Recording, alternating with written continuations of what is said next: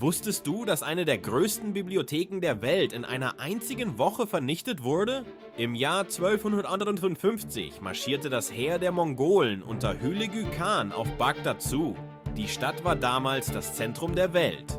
Das Haus der Weisheit beherbergte Jahrhunderte an Wissen über Mathematik, Medizin und Astronomie. Dann begannen die Mongolen. Sie plünderten die Bibliothek, rissen Bücher aus den Regalen und warfen sie in den Tigris. So viele Bücher, dass der Fluss tagelang schwarz von Tinte war. Der Kalif, geistliches Oberhaupt der gesamten muslimischen Welt, wurde gefangen genommen. Aber sein Blut durfte die Erde nicht berühren. Also rollten die Mongolen ihn in einen Teppich und ließen Pferde über ihn hinweg reiten.